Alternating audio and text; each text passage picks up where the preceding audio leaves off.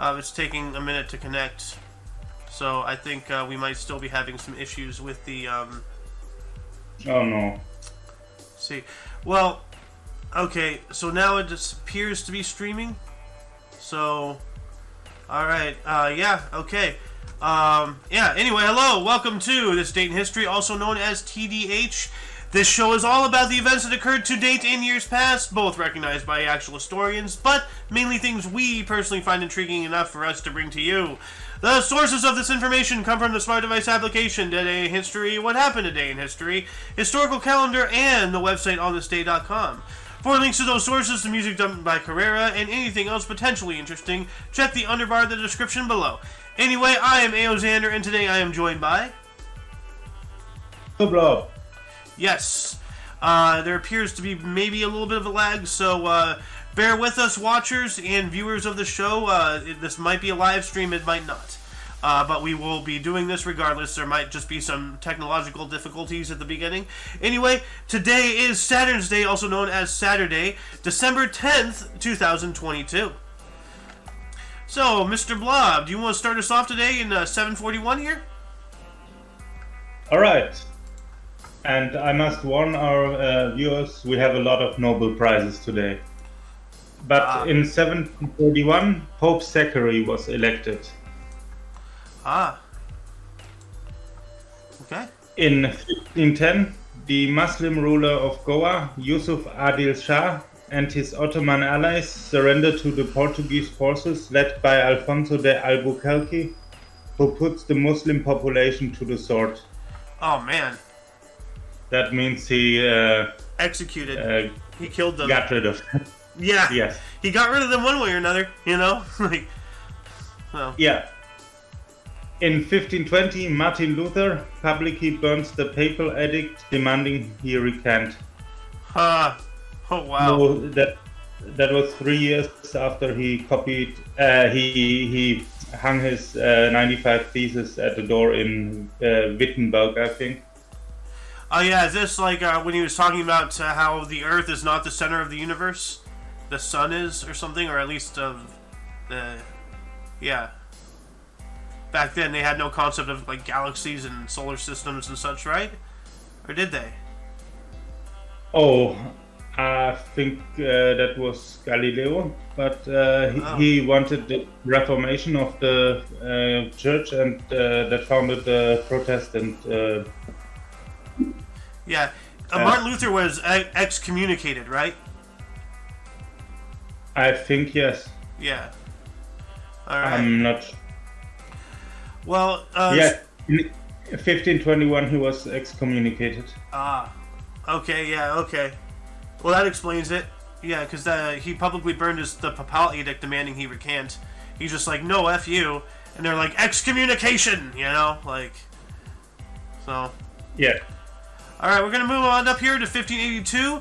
France began using Gregorian calendar. That's a big thing right there.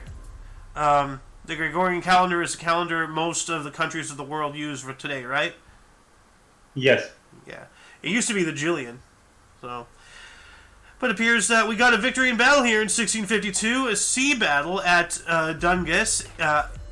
Lieutenant Admiral Martin Tromp beats English fleet. Well, all right. Go you Trump. Could say he trumped them. Yeah, go Trump. Yeah, never thought I'd be saying that. And in 1684, Isaac Newton's derivation of Kepler's laws from his theory of gravity, contained in the paper De Motu Corporeum in Gyrum, was read to the Royal Society by Edmund Halley. And yes, before his discovery of gravity, humans could fly. You know, thank you, Newton. Now we're earthbound because you discovered physics. So, Newton. On the bright side, Halley also found his comet, so something was flying. Yeah, that's in true. 1688, King James II flees London. We talked about his wife and son fleeing the other day. Yeah. In 1718, Lawrence Euston, Eusden, is appointed British Poet Laureate under George I. Huh. All right. In 1745, Boney Prince Charlie's army reaches Manchester. Ah. So he was a pretender to the British throne. We've spoken about him a couple of times, and I've still yet to really get the full scope of the story. But from what I know, it sounds like he somewhat had legitimate claims to be the heir to the throne. And, like, you know how, kings and queens, did things back in the day, very shady stuff. Not unlike what's practiced today, really. But yeah, history is written by the victor, and he was not the victor, so... Yeah. Well, he was the grandson of the Catholic King James II of England, so that was his claim, it seems. Yep. But then we got something here interesting. I don't know why this isn't highlighted, or the next one actually. But in 1768 here, the first part and number of the Encyclopaedia Britannica was published in Edinburgh, Scotland. Look at that. And then we also have 1799, the metric system was first adopted in France. So I think the first, so that's the first ever time the metric system was adopted. So, okay. Actually, I can look it up. This might be affecting our internet here. So, at risk of potentially harming the stream, I'm not going to access Google at this time. But I present that as a question to the viewers, or to Blob. When was the metric system first adopted? Not in France, but first adopted ever. Because of the English language, this could be like, oh, this was first adopted in France, or for French, or this is the first time it's ever been adopted ever. So it seemed that indeed it was introduced in France in the 1790s. Okay, so this is the birth of the metric system. Well, happy birthday, metric system.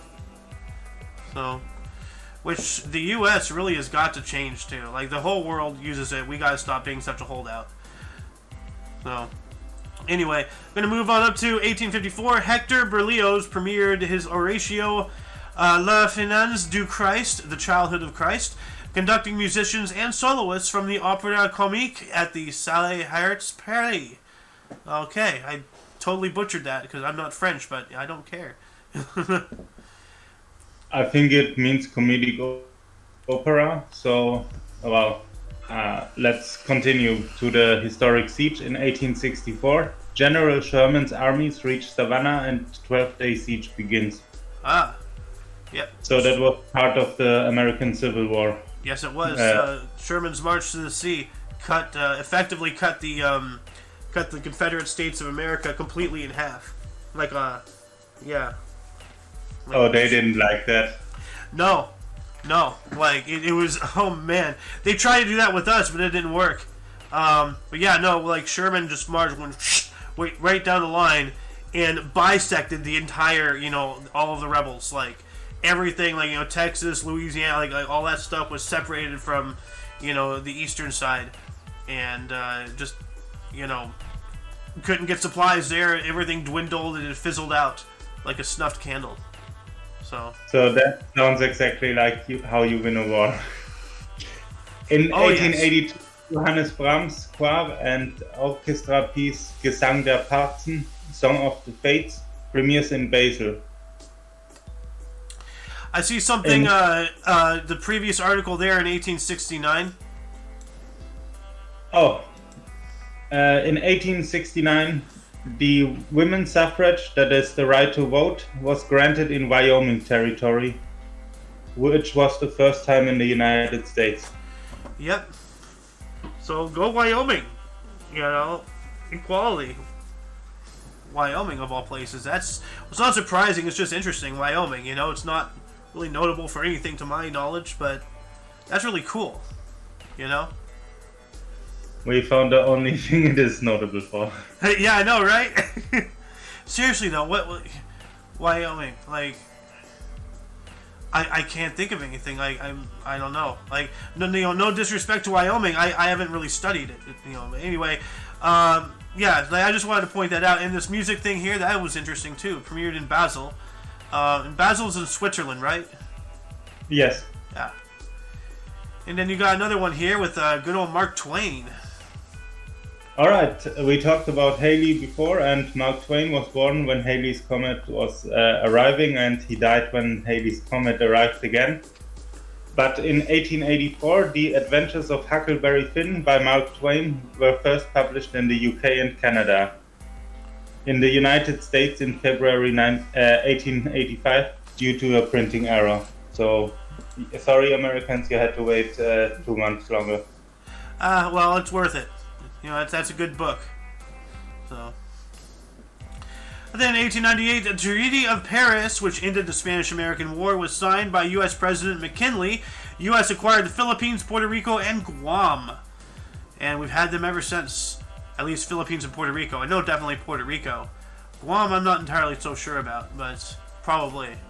But yeah, that's interesting. Like, and we started that war based off of a false flag. Very much like what happened in the Gulf of Tonkin. It was just a repeat of history, literally. But then 1899 here, we got a theater premiere. Frank Wedekind's play Der Kammerschänger premiered in Berlin. Can you pronounce that, please? I screwed that up. Der Kammersänger. Oh, I wasn't that far off. Thank you. It means, literally translated, the singer in the chamber. Huh. But I will have to look up what it is correctly translated. All right. And then we're going into 1901. Here we go. This is when it starts. First Nobel Prize in Physics was awarded to Wilhelm Röntgen for his discovery of X-rays. And the Röntgen, those are units of measurement in like radioactivity, right?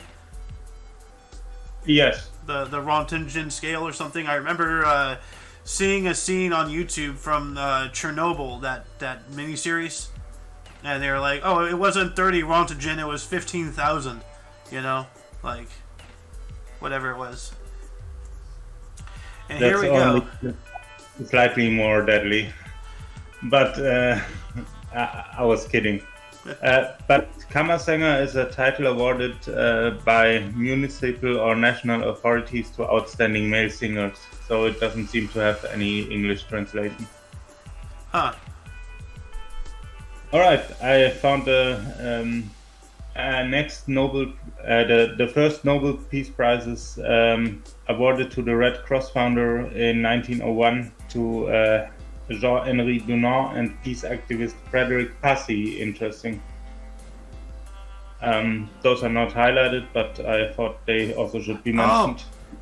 Oh. Okay, I was trying to find what you were reading. I thought I was having a stroke. Like, legit. Yeah, okay, so cool. In 1902, another Nobel Prize, the German organic chemist Emil Fischer is awarded the Nobel Prize for Chemistry for his work on sugar and purine synthesis. Oh man, yeah. And I'm hooked on Shasta Cola here. You know, sugar's got me gripped. So. Yeah, unfortunately, it's one of the legal drugs that are also very addicting and dangerous for your health. Yeah. Oh man, dude, sugar is the deadliest substance mankind has ever seen. Like, it is the leading cause of death in multiple categories, like heart disease, you know, cardiovascular issues and all that stuff. You know, inflammation. Yeah, like highly addictive. You know. Like, yeah. Man, but anyway, let's go on up more into history here. 1902, women are given the right to vote in Tasmania. That's cool. So, you know, southeast of Australia. Yeah. 1903, another Nobel Prize here for physics awarded to Pierre and Marie Curie for their study of spontaneous radiation. Yes, thank you too. And they both died an agonizing and painful death because we did not know about the effects of radiation on the human body. That's... You know, their studies and their subsequent fates, you know, led us towards a better future. So, yeah.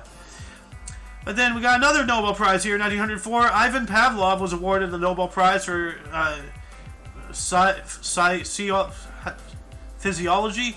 For physiology of medicine for work on the Physiology of Digestion, first Russian to win a Nobel Prize. Cool. Ivan Pavlov. And of course, his dog is more famous than him. Yes. And actually, was it you who brought up the question? Like, every time a bell rings, does Pavlov think about feeding his dog? I think that wasn't me.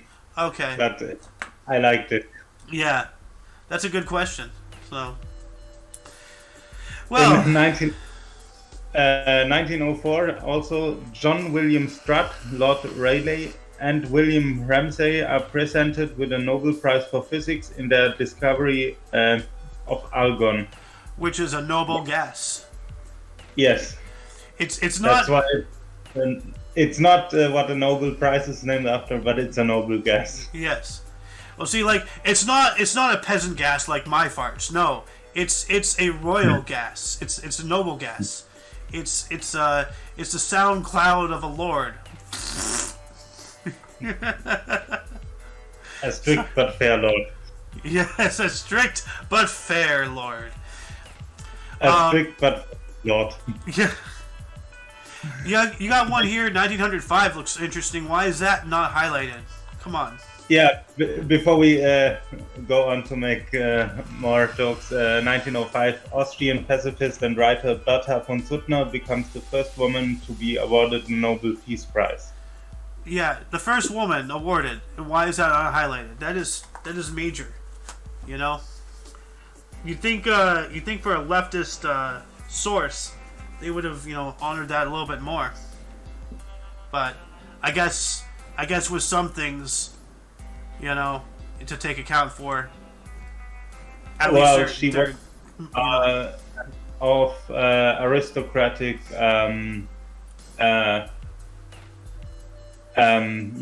She was a pacifist, a peace researcher, and writer.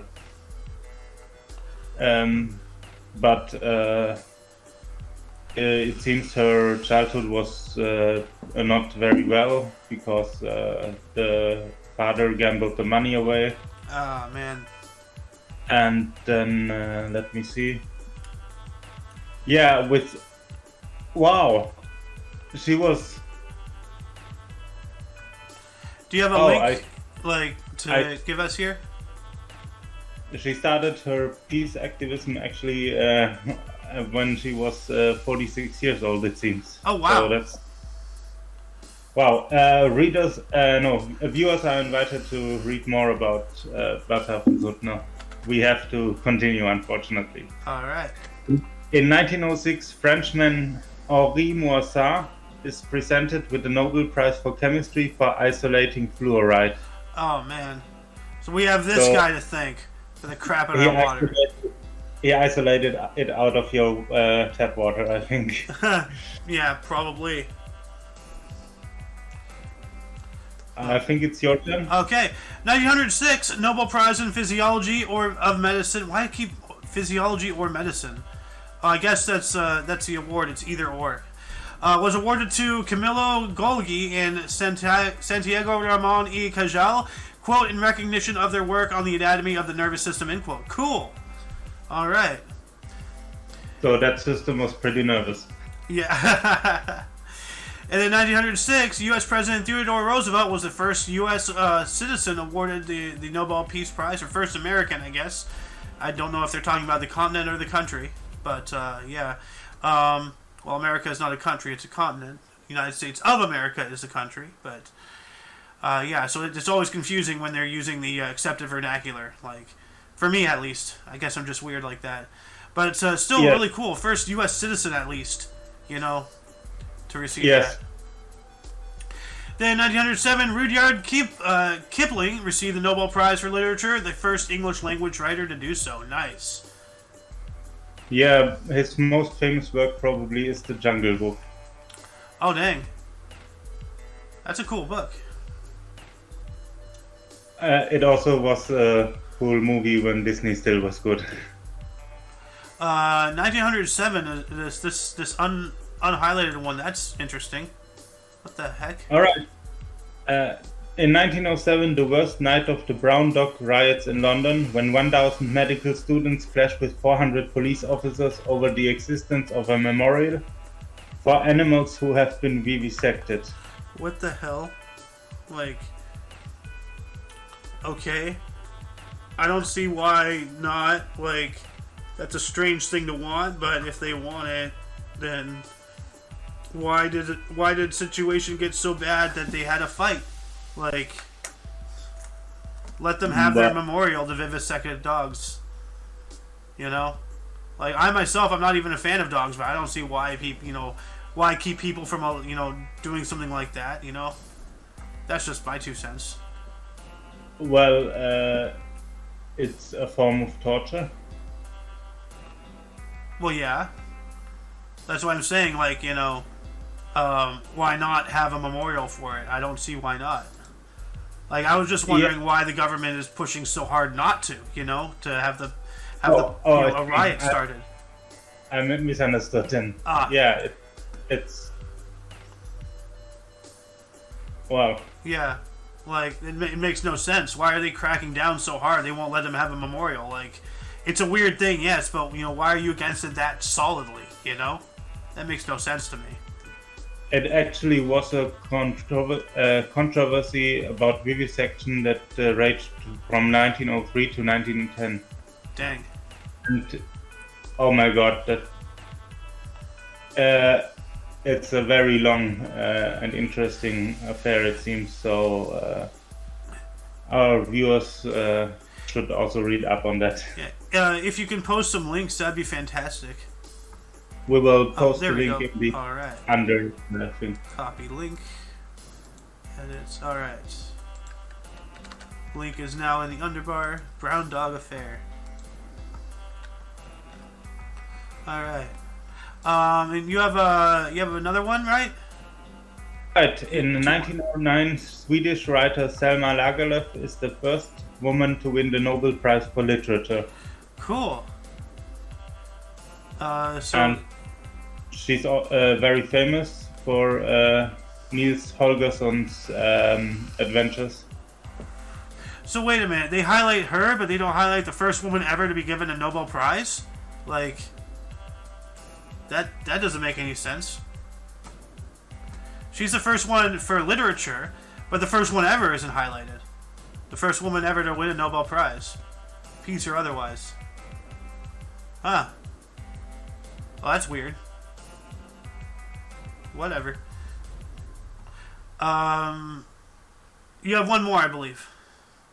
Oh, okay. In 1910, the Dutch physicist Johannes van der Waals wins the Nobel Prize for Physics. All right. And then moving on up to 1911, Belgian poet and playwright Maurice Maeterlinck was presented in absentia with the Nobel Prize for Literature. So I guess he was absent? Is that what this means? Yes. Okay. That's what this Latin phrase means. Okay. 1912, Nobel Prize for Physics awarded to Gustav Dalén for inventing automatic regulators for gas accumulators for lighthouses and buoys. Cool. All right. More nautical, beacons and whatnot. And then 1913, yes. Bengali poet Rabindranath Tagore became the first non-European to be presented with the Nobel Prize for Literature for Gitanjali. Gitanjali? Yeah. Sorry if I'm butchering that.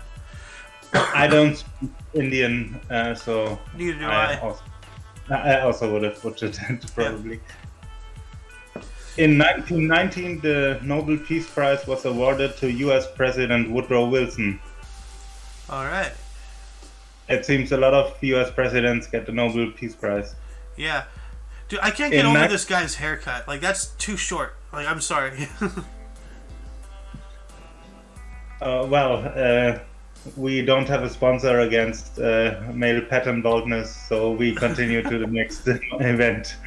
In 1919, New York, Boston, and Chicago opposed the AL resolution, that is the American League, accusing Ben Johnson of overstepping his duties in baseball. He was the founder of the Baseball's American League. So, like, there's a whole controversy going on behind that. A lot of, back alley deals and whatnot. So. In 1920, I don't see the country, so I'll say it English. August Krog is awarded the Nobel Prize in Physiology or Medicine for his discovery of the regulation mechanisms of capillaries in skeletal muscle. He's Danish, by the way. Then it's August Krog. Yeah. So it's capillaries are something with the eye, I think. Capillaries, I believe they're blood vessels. So like in skeletal muscles, so the blood tubes going through the actual muscles to provide the interiors with oxygen and whatnot. So yes, you're right. Then got another Nobel Prize here, 1922, 100 years on this date. Nobel Prizes awarded to Danish physicist Niels Bohr for his work on the structure of atoms, Francis William Aston for chemistry, and a Peace Prize to Fridtjof Nansen for his work on behalf of displaced victims of World War I at a ceremony in Copenhagen. Dang. And Niels Bohr became religious because he worked in quantum physics. Then we got another Nobel Prize here in 1925. Irish playwright George Bernard Shaw was awarded the Nobel Prize for Literature. Because, of course, George Bernard Shaw. Really big name. And then, 1926, so not good. Second part of Adolf Hitler's Mein Kampf was published. Oh, no. Oh, no. And let us return to the other book. That is Pygmalion. That was why he got both the Nobel Prize in Literature, Mr. Shaw, and an Oscar in 1938. Oh, jeez. So we continue in 1929. Nobel Prize for Physiology or Medicine was jointly awarded to Christian Eichmann and Sir Frederick Rowland Hopkins for the discovery of vitamins. Vitamins! I have vitamins. Yeah. So don't take 140 vitamin gummies at once, as the Chubby Emu YouTube channel will tell you. Yeah, I have these vitamin gummies, so... You're not supposed to take them all at once. I multiball in one giant glob and just like munch on it throughout the day, you know? Yeah. In 1930, the German chemist Hans Fischer is awarded the Nobel Prize for Chemistry for his work on hyamine. I never heard of that. Hyamine. Oh, hyamine. That's the red blood thing. Oh, okay. And also for his work on chlorophyll in leaves, which we see on his biography page. I've heard about chlorophyll. That's what makes the leaves green. Yeah. Alright, you continue. Alright, 1930, Indian Chandrasekhara Venkata Raman was presented with the Nobel Prize for Physics for work on light scattering, the first Asian and non-white to win a science Nobel. Nice. Really cool. In 1931, Jane Addams was named co-recipient of Nobel Peace Prize, the first U.S. woman Nobel laureate. Okay, really cool. In 1931 as well, Manuel Azaña became Prime Minister of Spain with Niceto Zamora as president. Alright. And then you get to start your turn here about the Great Emu War. I saw that. Yes, in 1932, the Great Emu War ends. Emu's surprising resilience to bullets led to emu victory over Australian military in Campion District, Western Australia. Oh my god. So Australia managed to lose a war against animals. Dude, whoever wrote that article had fun with it because, like, it led to emu victory. The emus have won! Like, as if they even knew that there was a war happening. They were just being chased by giant rocks, you know, in their eyes. So... Yeah. Like, can you imagine being an emu? It's like, we were at war, what? Like... And of course, the war crime trials were held in kangaroo courts. We will continue in 1933. The Nobel Prize for Physics is presented to Paul Dirac and Erwin Schrödinger for the discovery of new productive forms of atomic theory. Huh. So, Paul Dirac is known best for the Dirac sea, of course, and Erwin Schrödinger is known for abusing his cat. We still don't know if the cat is still alive. So if you know it, send us your hint. Dude, I love how you just delivered that. He's just like, he's known for abusing his cat. It's like, like that's not something to laugh about. Like, it's horrible, but oh my god. Oh wow. In 1935, James Chadwick is awarded the Nobel Prize for Physics for his discovery of the neutron. Ooh. Which is one of the basic things in the atomic structure. For half a second, my brain went to food groups. It's like the neutron is one of the basic food groups. I'm like, what? One of the basic food groups for atoms. That's how you can... I don't trust atoms. They make up everything. Oh my god, I just read that he was involved, of course, also in the British atomic bomb research. Oh. Anyway, 1935, Nobel Prize for Chemistry awarded to Irene Joliot-Curie, daughter of Marie Curie, and her husband Frederick Joliot for the discovery of artificial radioactivity. Wow. So, okay.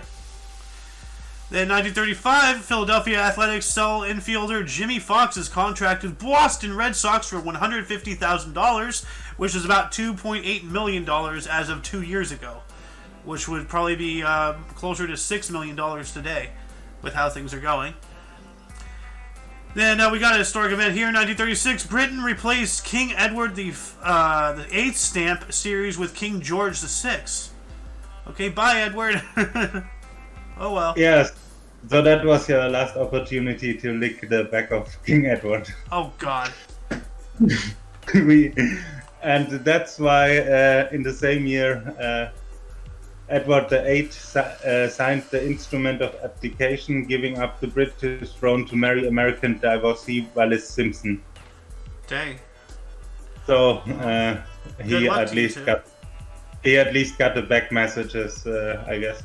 Yeah. In 1936, also Nobel Peace Prize was awarded to Carlos Saavedra Lamas for mediating end to Chaco War between Paraguay and Bolivia, the first Latin American to win. Oh, nice. I don't know what the Chaco War is, so maybe you can enlighten us. Oh, okay. In 1938, the Italian scientist Enrico Fermi receives the Nobel Prize for Physics for his work on reduced radioactivity.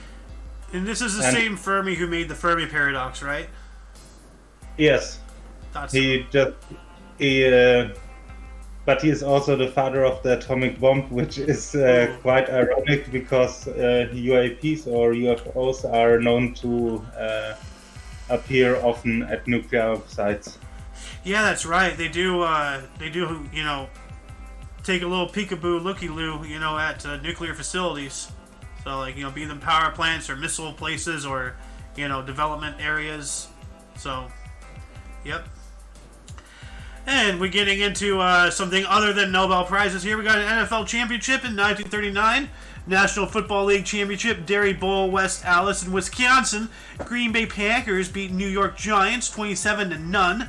Packers' 5th title. Wow, that's a drumming right there. That's painful. They got wrecked. We got some more sports history here with the guy who looks surprisingly like Doom. 1941 NFL Draft. Tom Harmon from University of Michigan was first picked by Chicago Bears. Oh yeah. All right. And then we also have 1942, an early report of the Holocaust prepared by the Polish government in exile using information obtained by Witold Pilicky was addressed to United Nations member states.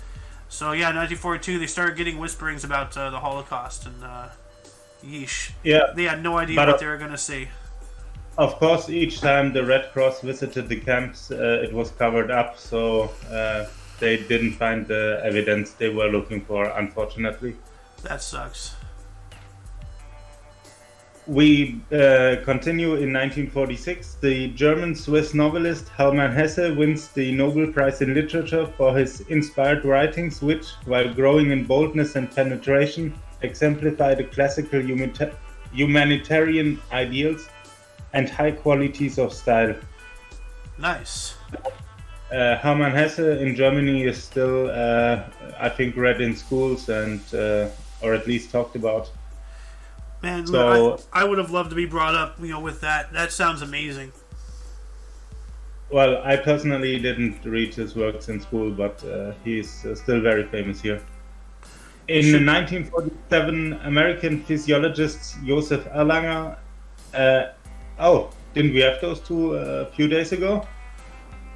Joseph Erlanger and Herbert Gasser were presented with the Nobel Prize for Physiology or Medicine in Stockholm, awarded in 1944 for research into nerve function.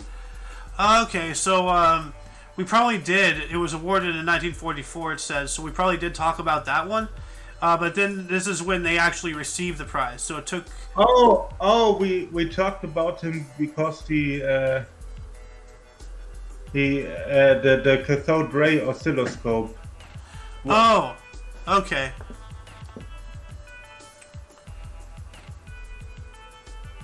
In 1948, the UN General Assembly adopts the Universal Declaration of Human Rights.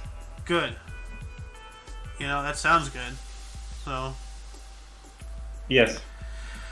In 1950, Ralph Bunche, the first black U.S. citizen, was presented the Nobel Peace Prize for meditation in Israel.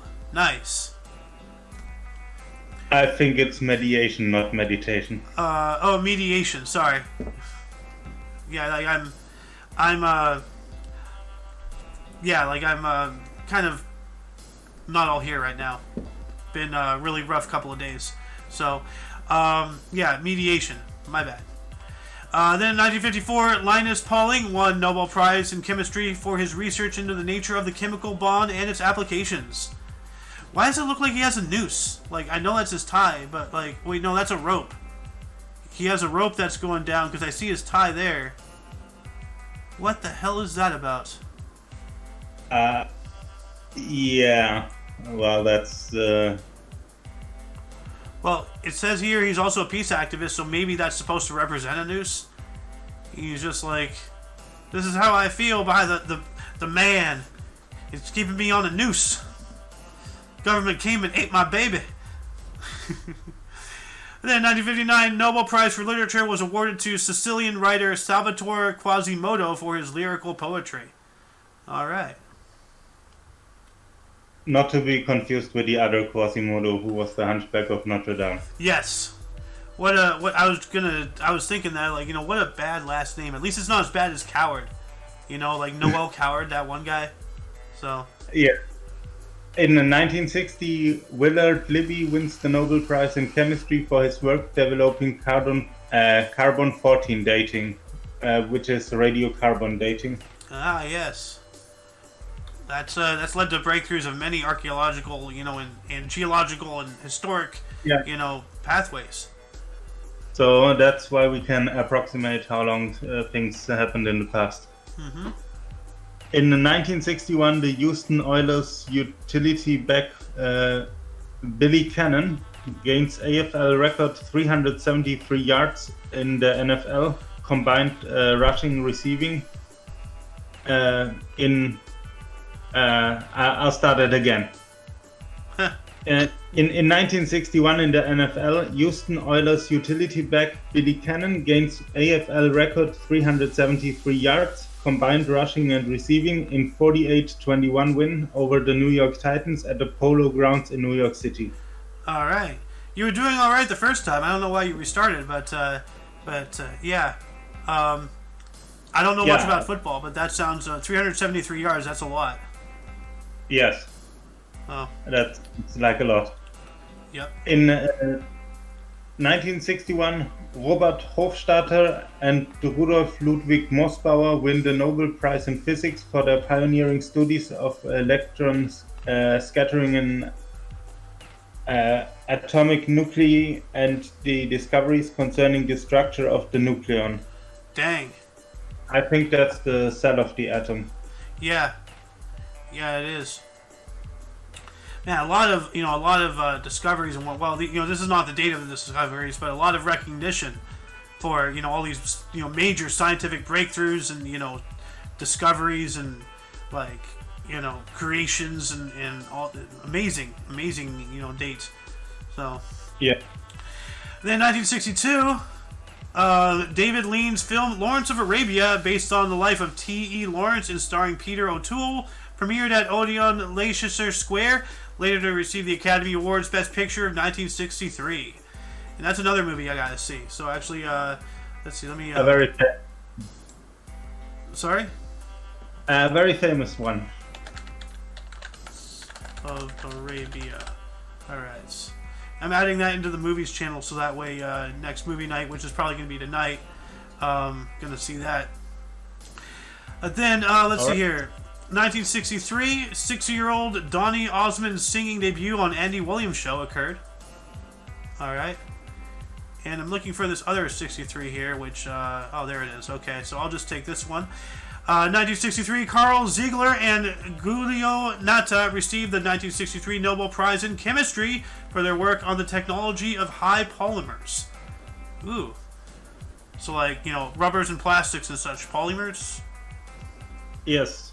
Yeah. And if you heard the song It's the End of the World as We Know It by R.E.M., you will recognize the next name. In 1963, Leonard Bernstein premieres his first Symphony Kaddish with the Israel Philharmonic Orchestra in Tel Aviv, Israel. So that's where I know it from, because I've heard that name, Leonard Bernstein. That was the lyric. And yes. Yeah. So that's where I learned it. It was implanted in my head subconsciously. Yes, they had some people with LB like Lenny Bruce, Leonard Bernstein, and someone else. In 1963, Zanzibar gains independence from Great Britain. Yep. The number one thing the British has ever done for the world is give them Independence Days. And opium. Yeah, that too. Don't forget tea, though. Well, no, that was a Chinese invention, but still, Which brings us to today's sponsor. No, just kidding. Oh my god. In 1964, Dorothy Hodgkin is the first British woman to be awarded the Nobel Prize in Chemistry for work on penicillin and vitamin B12. Ah. Vitamin B12. So I wonder if that's where Hodgkin's Medical Center is named after, or I know about Hodgkin's lymphoma, so I'm wondering if she has a finger in that or what. She also became the second woman to receive the Order of Merit after Florence Nightingale. Ooh, that's cool. So interesting. Yeah. But I don't find if the Hodgkin medical thing is named after her. Well, I've heard on commercials every now and then, Hodgkin's Medical Center or something like that. I'm not sure. But she did a lot of other very good things. Yeah. We're going to move on up here to 1964. Nobel Peace Prize presented to Dr. Martin Luther King Jr. in Oslo, Norway. Good.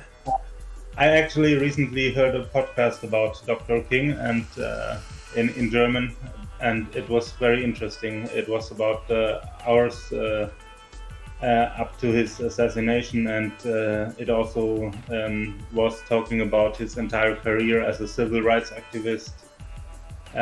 So Dr. King stemmed from a Christian background, and he was essentially using the big events that happened around him to unite all the people to fight against the racism and segregation in the United States. and he knew how to unite the masses, and not everyone could have done that.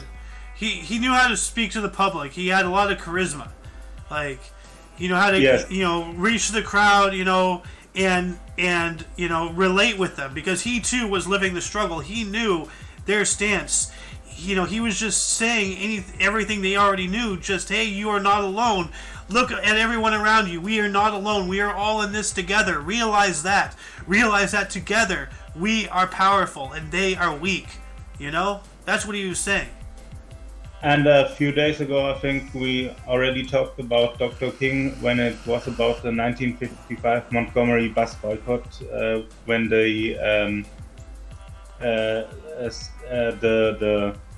thing was founded, the movement there. But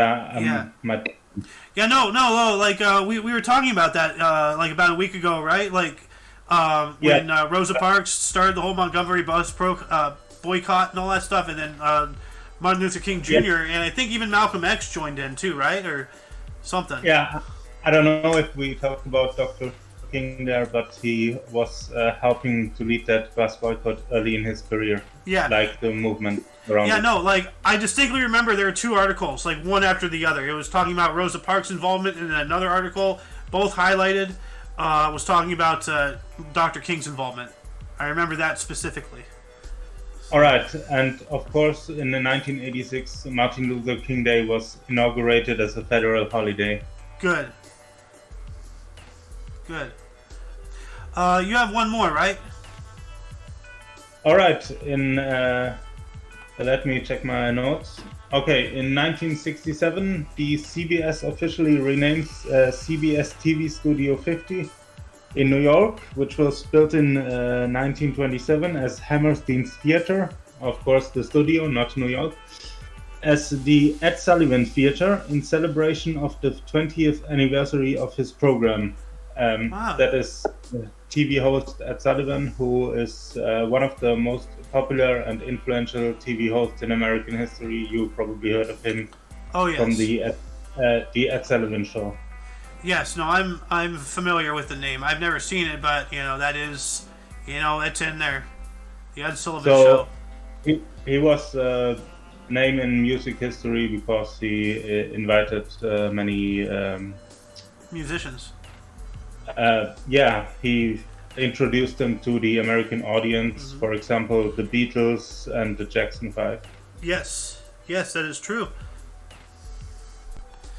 Gonna move on up. More Nobel Prizes here. 1967, Guatemalan author Miguel Angel Asturias was awarded the Nobel Prize for Literature in Stockholm. All right. At the same time, 1967 Nobel Prize in Physiology or Medicine was awarded to Ragnar Granit, Halden Keffer Hartline, and George Wald for discoveries about the makeup of the eye. So, yep, that's not that long ago, actually. So, and then 1968 here, Japan's biggest heist, the still unsolved 300 million yen robbery, occurs in Tokyo. 300 million yen. That's a lot of money. I wonder how much money they robbed. Let's see here. 300 million yen.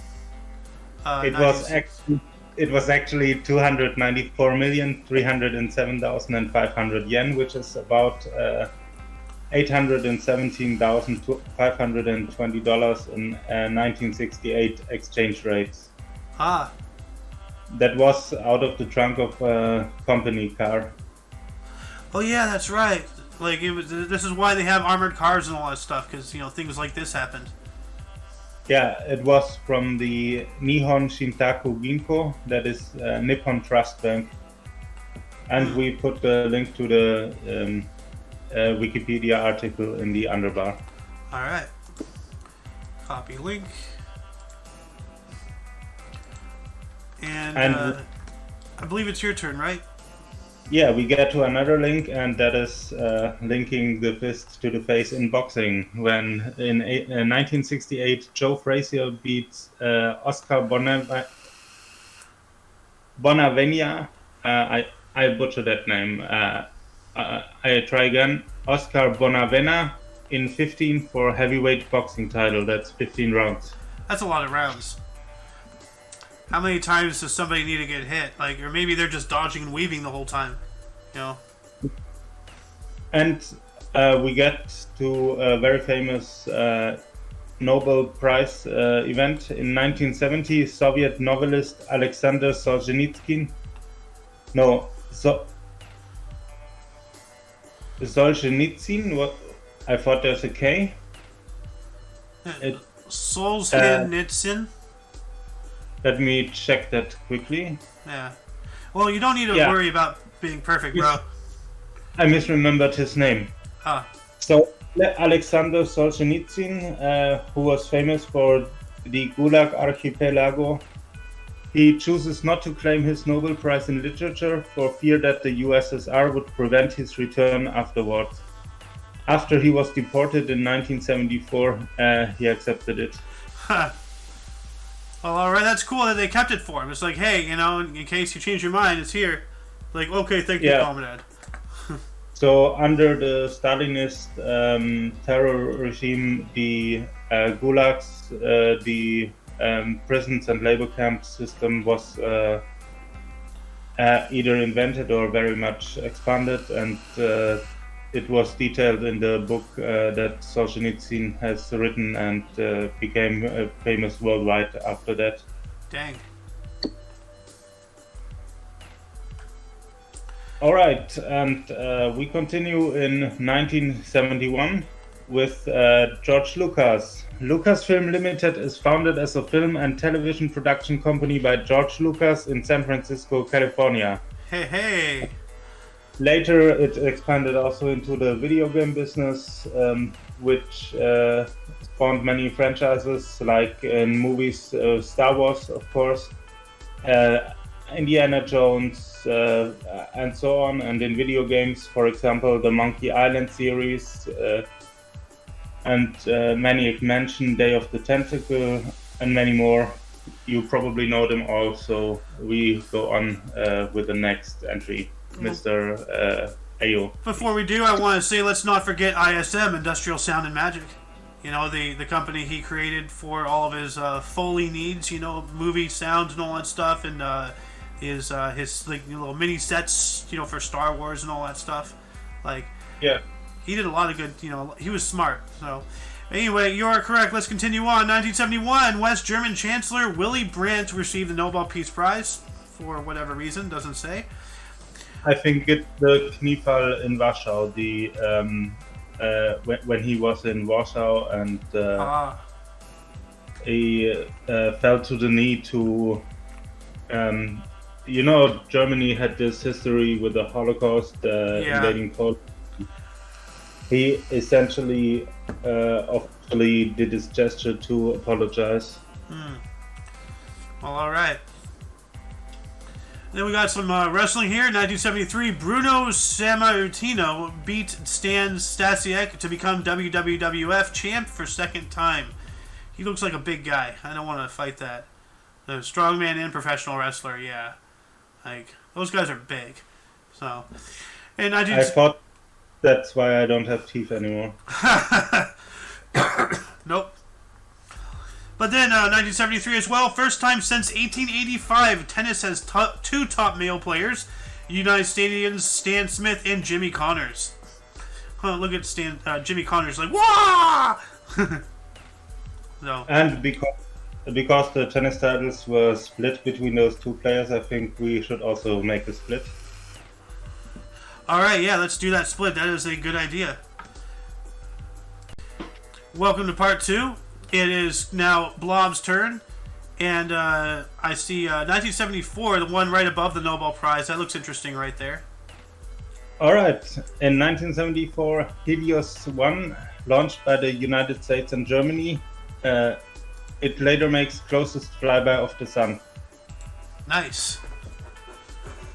So that's probe, or what is it? Helios 1, I don't know, like, I don't want to bring up Google or anything, like, you know, we're stable with the internet right now, and I don't want to do anything to harm the stream, so... Since you remember it. I looked it up quickly. It's the first of two probes that were launched into the heliocentric orbit to study the solar processes. Okay, cool.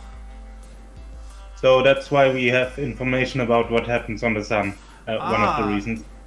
So are they still up there? Like, do we have satellites around the sun? What? Well, it's no longer functional, but as of 2022, they remain in elliptical orbits around the sun. Oh wow! So they are there, but they can't function anymore. But they're still there, huh? Yes. That's wild, man. Huh? That's really cool. So if alien pranksters ever come into the solar system, they can essentially play pool billiards in space and try to shoot them into the sun. Yeah. In 1974, Nobel Peace Prize was awarded to Irishman John McBride for his human rights work and Japanese Prime Minister Eisaku Sato for signing nuclear non-proliferation treaty. Okay. I think Japan knows how devastating nukes are, so They want to never happen again. Yeah, although I believe we have, or there were talks about giving Japan the authority to make nuclear weapons because of the threat of China. But yes. I haven't heard anything about that for a while, so I'm not sure if it went through, but... I don't know. And that Gundam statue in Tokyo, I don't believe that's a statue. I think that's a fully functioning war machine. But that's just me. You know? Well, I have no information about that. You have a third one here. Oh, sorry, go ahead. Yeah, in 1975, Andrei Sakharov's wife, Yelena Bonar, she accepts his Nobel Peace Prize. He was nuclear physicist and Soviet dissident. Ah. Alright. So, yeah, he's probably hiding. He was one of the key players in the Soviet Union's development of thermonuclear weapons. Oh, jeez. And later become an activist to the nuclear disarmament. I would be an activist for nuclear disarmament too myself. So. Yes. Otherwise, one mistake and 6 minutes later we don't have any. Yeah. And moving on up to 1976, Samuel C.C. Ting was the first person to deliver a Nobel Prize lecture in Mandarin during the ceremony to award him and Burton Richter the Nobel Prize for Physics for discovering the JW part, the J pitchfork particle. What the hell is that symbol? It's a Greek letter. I just forgot which one. Huh. Well, some kind of particle that looks like the devil's pitchfork right there.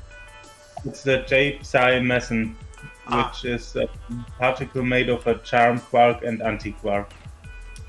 Huh. So we have no clue what that is. Nope. But our viewers probably know it. Yeah. Then in 1978, Menachem Begin and Anwar Sadat accepted the Nobel Prize in Oslo. All right. Yes. And sorry? Yeah, Begin was also mentioned in, I love to say this, Billy Joel's song, We Didn't Start the Fire. We didn't start the fire. But then in 1978, Superman, the movie, directed by Richard Donner and starring Christopher Reeve, Marlon Brando, Gene Hackman, and Margaret Kidder, premiered at the Uptown Theater in Washington, D.C. Dang, a lot of big names in there.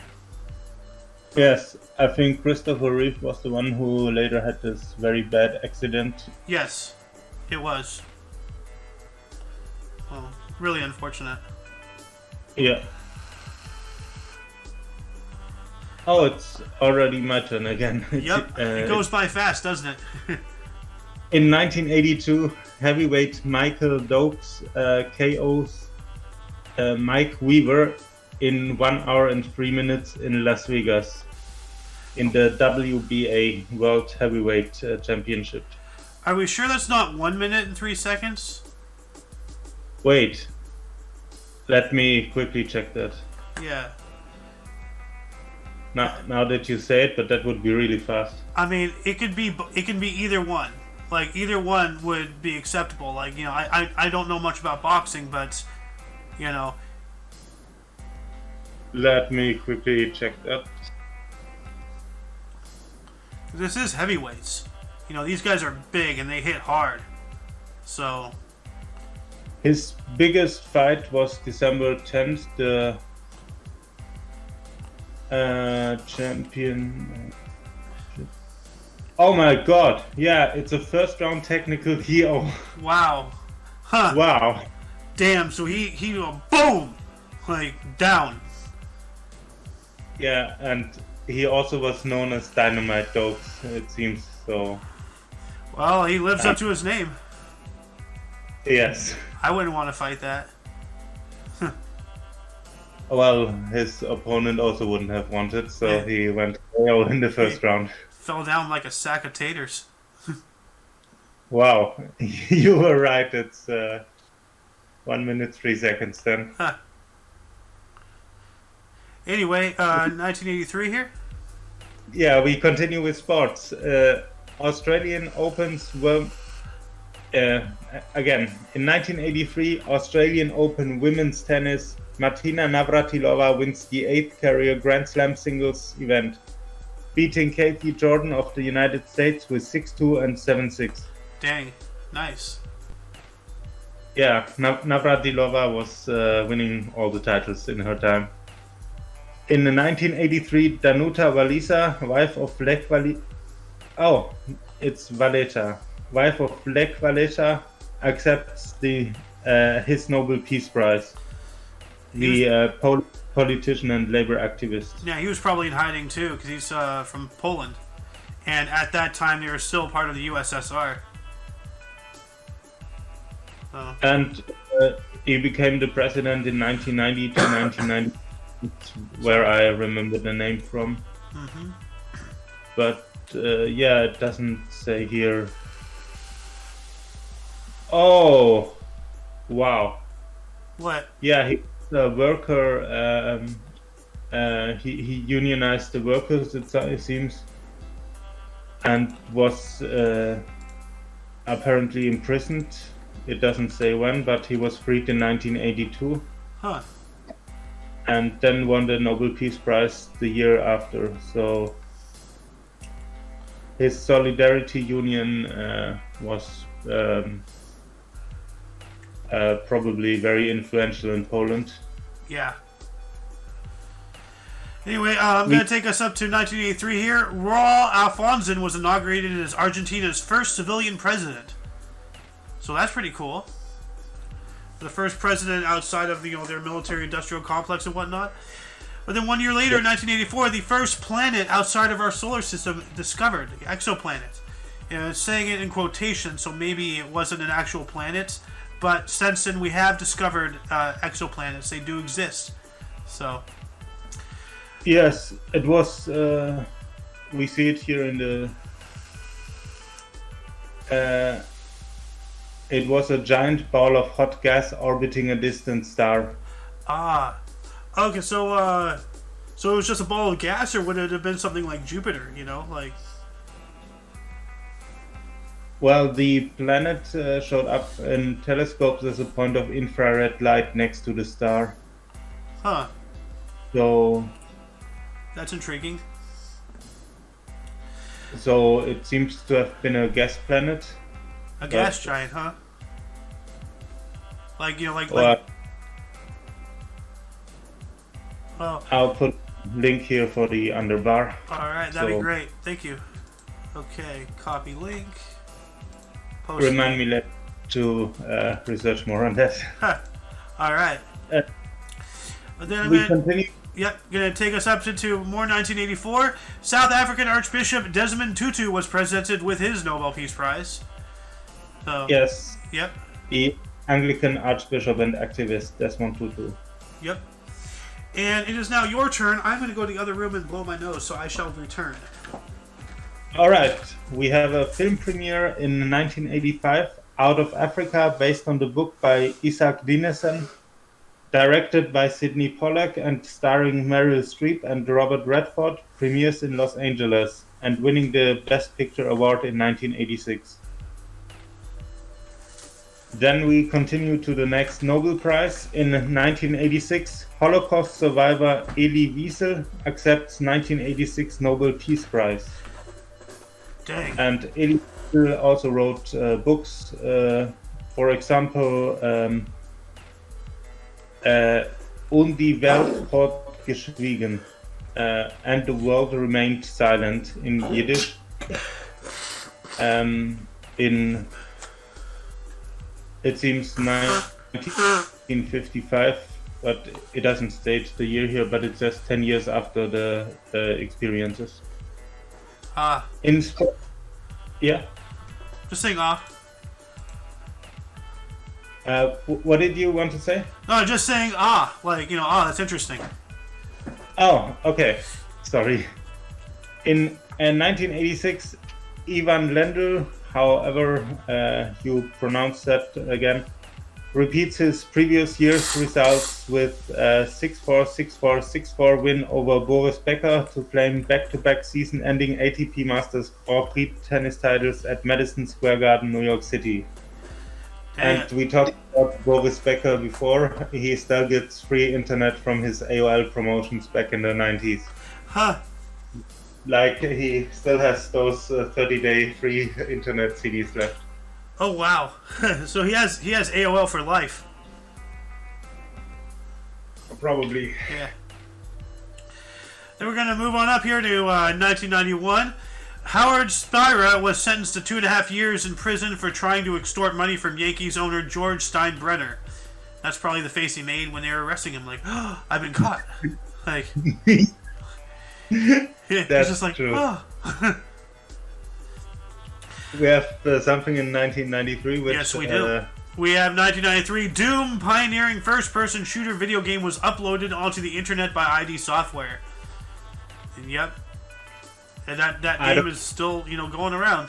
So I don't know if anyone ever heard of that game, but... I remember they had it, like, when I was a kid, every now and then, like, I was at my parents' shop for one reason or another, like, I don't know why, like, and I played Doom on the computer every now and then. So... Yes. Of course, also, id Software's name before that was Apogee Software, and after that was 3D Realms. They make, for example, many jump'n'runs like Commander Keen, and I think they're still in business today. Huh. Well, I hope they are. I wonder who owns the IP of Doom now, like, because there's been, a lot of video games since then, and actually one of our guys, Doom Guy, his namesake is inspired off of, this series. So. It's perfect. But then I'm going to move us on to 1994. Nobel Peace Prize presented to Yitzhak Rabin, Shimon Peres, and Yasser Arafat. All right. That was shot before he was assassinated, I think. Maybe. Oh, speak of the devil and he may appear. Doom Guy, we literally were just talking about you. Oh no, Shimon Peres was the other one. Boy. Yo, you literally, like, if you joined the show, like, 1 minute earlier, you would have been able to read 1993 here. Do you see it? It was talking about you. Yeah, literally, this is when Doom, the first iteration, was released on the internet by ID Software id. So, the very first. But anyway. Yeah.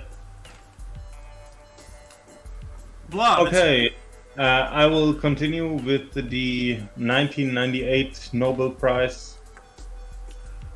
Indian professor Amartya Sen is awarded the 1988 Nobel Prize in Economics for his contributions to welfare economics. Welfare should not be a thing at all. So, I don't know what welfare economics is. It's I think by this time the Nobel Prize had been corrupted, being used to push, narratives, push agendas, like stuff like that. It's like, oh, this guy's, being given an award, we must follow his lead. Like, no. Like, because, awarding anything involving welfare, like, welfare economics, like, welfare itself is a disease. It is giving people reasons not to work. And even worse than that, it's structured in a way that prohibits them to work. Like, it's giving them, like, in some situations, especially modern times, people are getting paid more not to work. Like, how can a society function without people working the machines? Tilling the fields. Like, Yeah, I was just looking up. It's indeed about the social welfare system. Yeah. No, the very aspect of welfare needs to be abolished. People have got to, pick up a shovel and start doing some work. But there are also people who are unable to work because they have illness or disabilities. Yes, so that I understand, to some certain degrees, but if we're going to be a functional society, the majority of us need to be able to work, and actually do it. But anyway, let's move on up to 1998.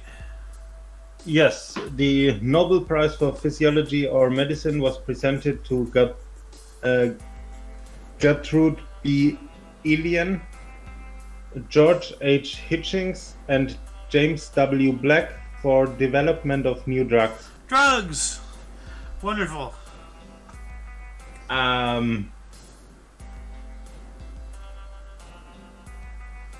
So developed, for example, the first treatment for leukemia, drugs for malaria, viral herpes, and autoimmune disorders, which enable organ transplants.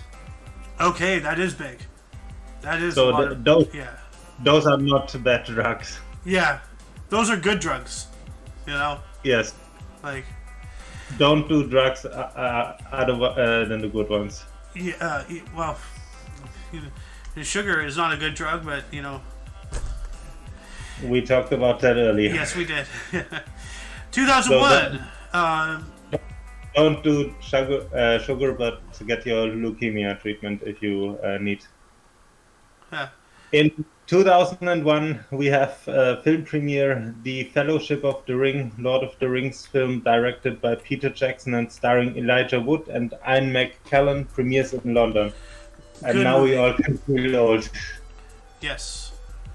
It is a good movie.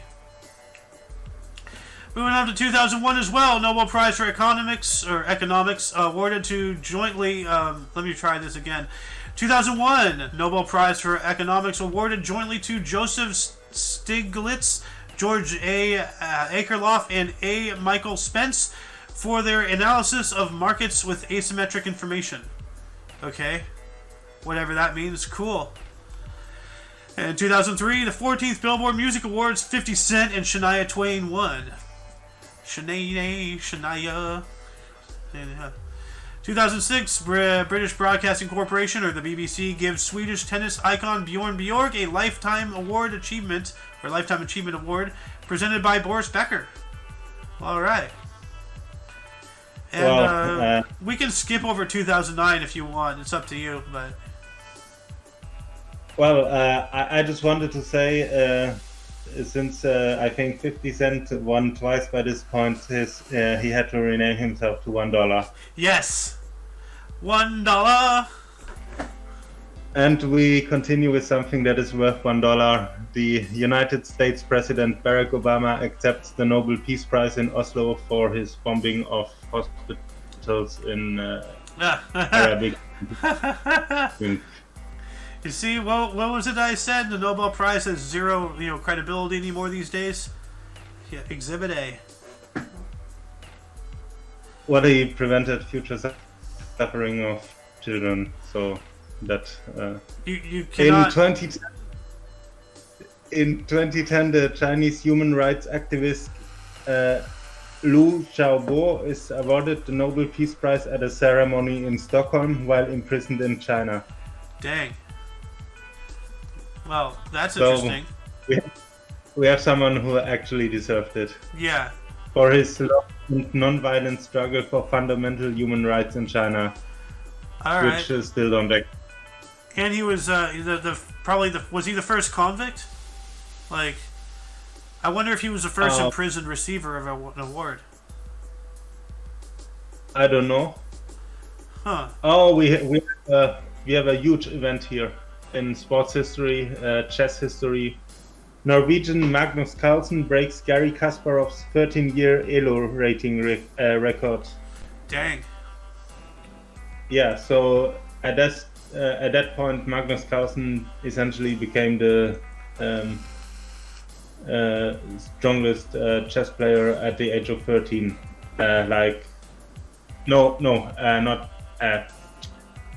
Not at the age of 13, but he became grandmaster shortly after turning 13. That's what I tried to say, and then he went on to 9 years later become the essentially strongest chess player after beating Gary Kasparov's record. Cool. So going from that to something that doesn't require a lot of brain power, 2013, Uruguay became the first country to legalize the gross sale and use of marijuana. Yeah. All Yes. right. I might move to Uruguay. We'll see. So. Then in 2016, Bob Dylan was awarded the Nobel Prize for Literature at a ceremony he does not attend in Stockholm. Huh. Okay. And I think Alice was talking about this the other day. Like, he's apparently Bob Dylan's not the greatest of guys. So, I don't know. But then we got another. Sorry, what? He's the only Nobel Literature Prize winner whose works I actually know. Or actually, what? Whose works I've actually read or heard. Okay. Then in 2017, Governor of California Jerry Brown toured Southern California wildfires and declared them the new normal. Wonderful. Well, that's really disheartening. Wasn't he governor for like 25 years by that point? Well, I believe this is the same guy who, like, because we had like a June fly or like some kind of insect infestation, and they were spraying them like, you know, like they're like, you know, like the crop dusters, but they were going over homes, they were going over entire swaths of, like, you know, like lived land, like essentially they blanketed the entirety of California with these chemicals, and they said while doing this, it's fine, you can still go out and shop and, you know, go to restaurants and stuff, just cover your cars because it can melt the paint. It's like, bro, like, this shit is eating the paint off my car, but I can breathe it in? Are you kidding me? Like, no. That makes no sense. I think that's the same governor, and since then we've had Gray Davis, we've had Arnold Schwarzenegger, we've had, you know, Jerry Brown again, of course, and then recently we've had Gavin Newsom, and I don't know who we have now, but we voted last month on the new guy. So, because Gavin Newsom is going to be running for president in 2022 or 23 or something, whatever. So Jerry Brown was governor from 17 till whenever, I don't know. From 2011 to 2009. Yeah, and he of course became famous by the song "California über alles" by the Dead Kennedys. Yeah. No, Jerry Brown was not a good governor. So, and then going around and declaring them the new normal, it's basically like, oh, we give up. We're just gonna let the state burn. It's like, no, like, there's things we can do, you know. But yes. Anyway, going from one pile of dirt to another, I believe it's your turn now in 2018. All right, I will read the last few. In 2018, Emmanuel Macron announces in TV address rise in minimum wage and tax concessions after weeks of civil unrest. So after the cars were burning in the suburbs of Paris, which they do pretty much every year, at this time the unrest continued, and unfortunately politicians don't listen to reason, they only listen to unrest. Yep. In 2018 also, Theresa May cancels the UK Parliament vote on Brexit bill in face of certain defeat. Huh. So that's very democratic. If you face defeat, just can't vote. And I see that our stream is running into a bit of a problem here. We have wind, apparently, and I don't see it yet, but that might be affecting our internet connectivity. So, if you don't mind, do you want to take this next 2019, the electric commercial plane one? That looks interesting. Are you there? I don't... here. In 2019, the first fully electric commercial plane, a retrofitted seaplane, completes test flight in Vancouver. All right. That's cool. That's really cool. First fully electric plane? Yeah, it seems we... Oh, yeah. Let's see here. 2019, Sydney, Australia, blanketed in smoke by nearby bushfires, pushing air quality to 11 times hazardous levels. Holy crap. That's not good. Yeah, that's around 1 times Chinese levels. Huh. Yeah. And then we also have 2021, just this time last year, rare December tornadoes struck 4 U.S. states with a quad-state tornado across Arkansas, Missouri, Tennessee, and Kentucky, completely destroying some towns and leaving at least 70 dead. I remember that. That's awful. So, yeah. Anyway, before we move on into bursts of deaths, were there any articles that grabbed your attention more than most? Like, obviously a lot of the Nobel Prizes, you know, there's a ton of articles today. So let's just ask the audience, really, like, were there anything, you know, that you would have liked to add to if you had been here? Like, leave a comment section in the comment bar, or leave a comment in the comment section. I don't know what I'm going to... Anyway, let's move on into bursts. You still with me, Mr. Blub? Yes. All right. And there's a lot of Nobel Prizes also that we didn't read, so... Yeah. If you found any there that are interesting, also put them in the comments. So in 1394 we have the birthday of James I, King of Scotland, who ruled from 1406 to 1437. He was born in Dunfermline. Oh my god. Don't worry about it. In something like Dunfermline's Palace in Scotland. Yeah. We don't know how to pronounce that. Yeah. He died in 1437, so probably in office. Yep. Ooh. Alright, we continue in 1805 with the American abolitionist William Lloyd Garrison. He was publisher of The Liberator, born in Newburyport, Massachusetts. Cool. He died in 1879. Yeah. All right. And oh my god, we have the first programmer of a computer.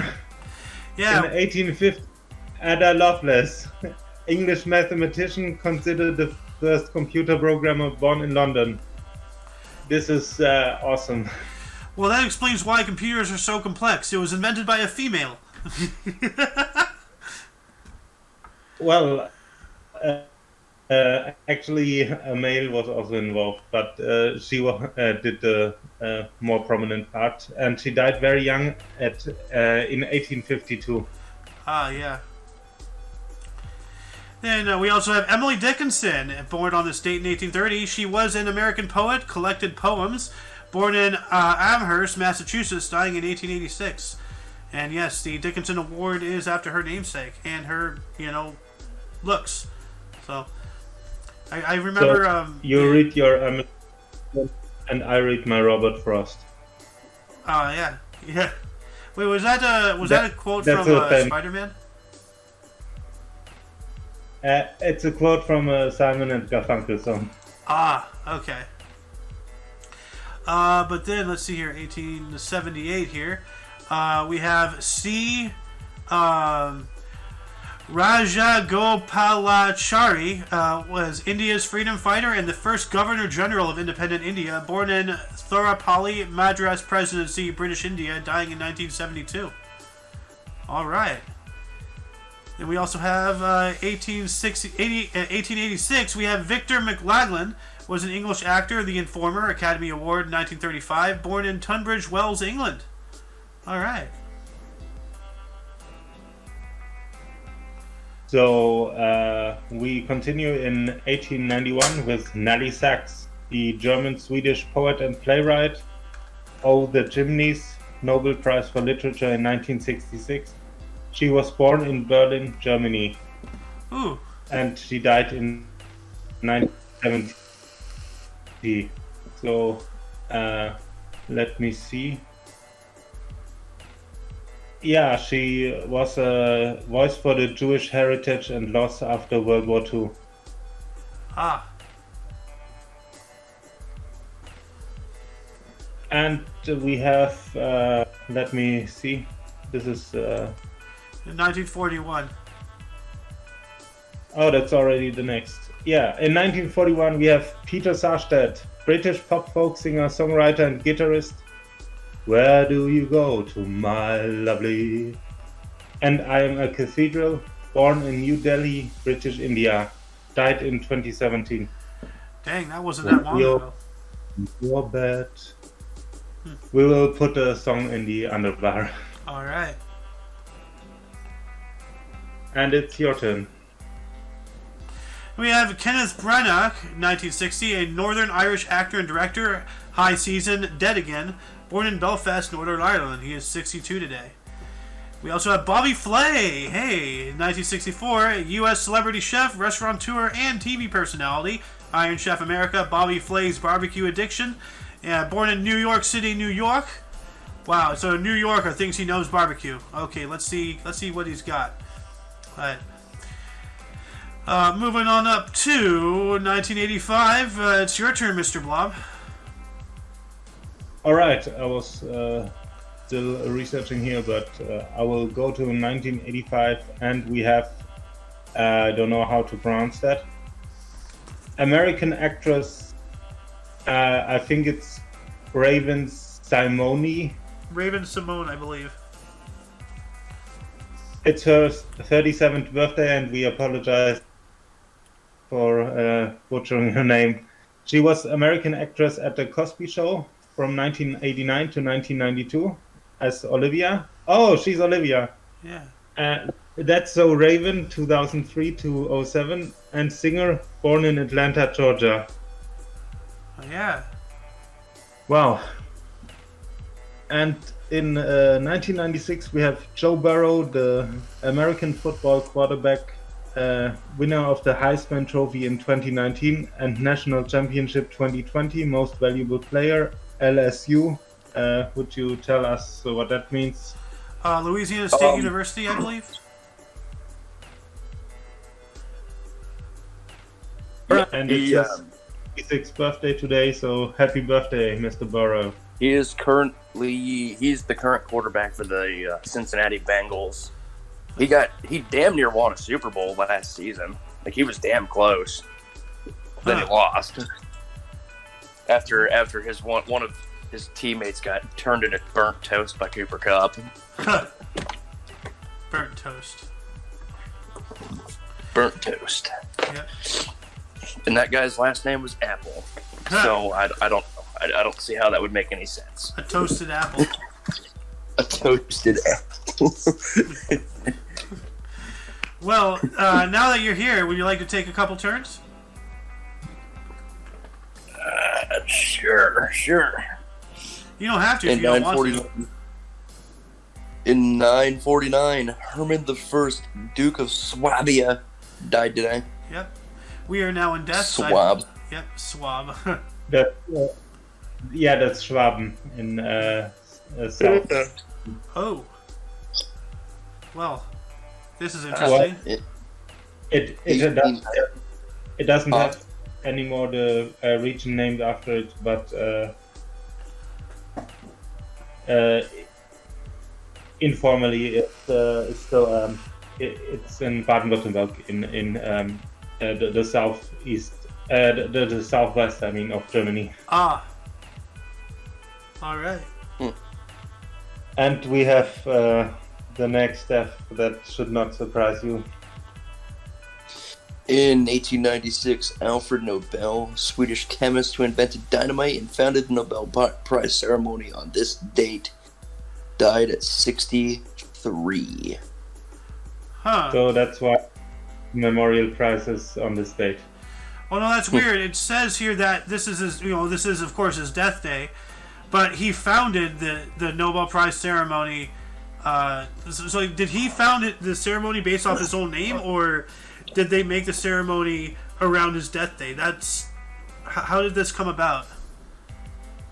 I think he founded it and then said it should begin after.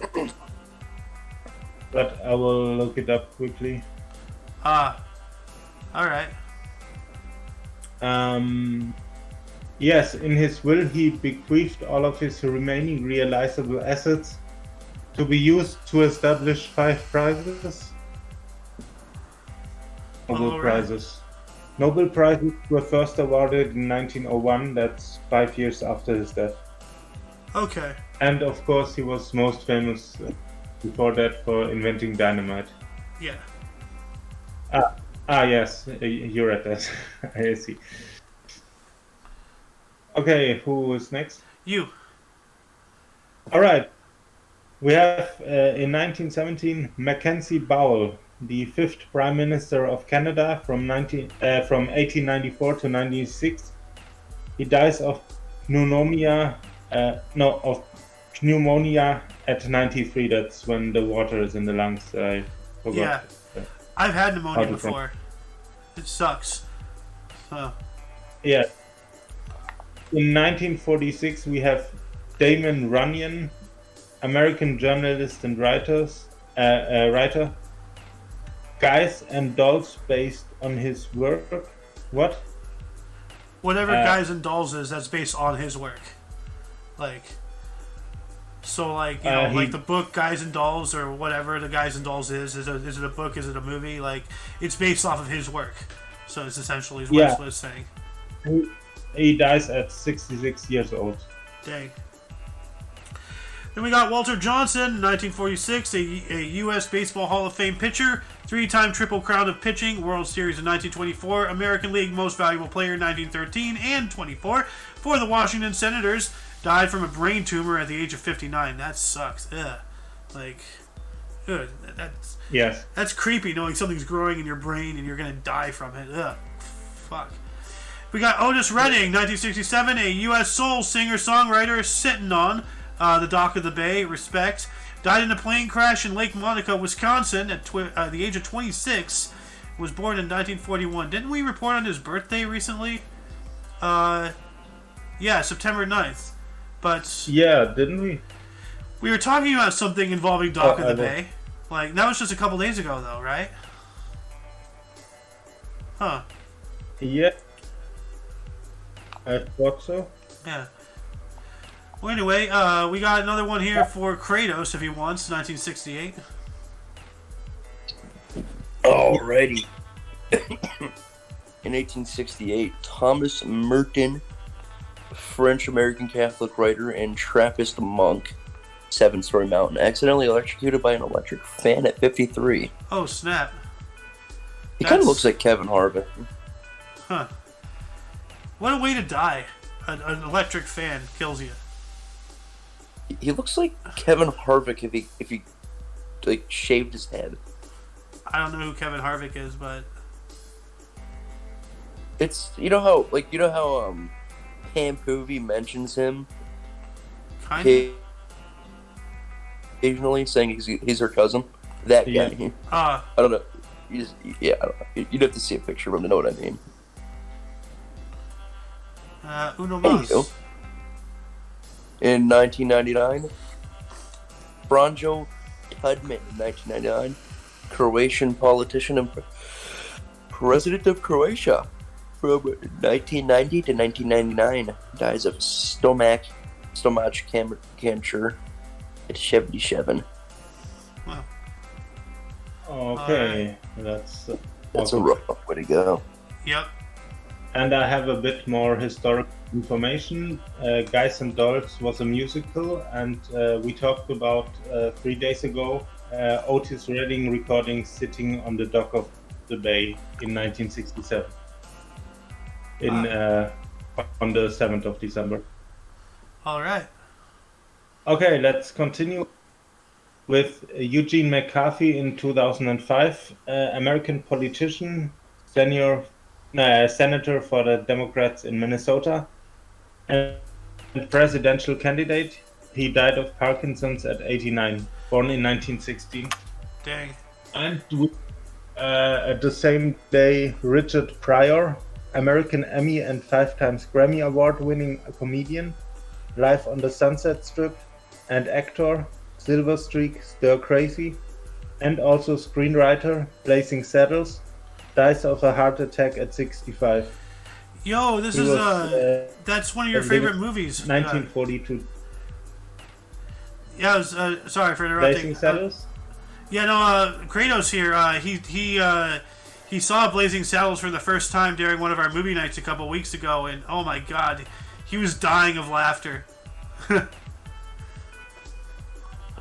I think that was a couple months ago, actually. Huh. When we watched Blazing Saddles, that was a while ago. Yeah. Then we also have Augusto Pinochet, 2006, was a Chilean general and dictator of Chile from 1973 through 90. Died of congestive heart failure and pulmonary edema at 91. And he was not a good guy, I believe. Was born in 1915. Then we also have... Let us just...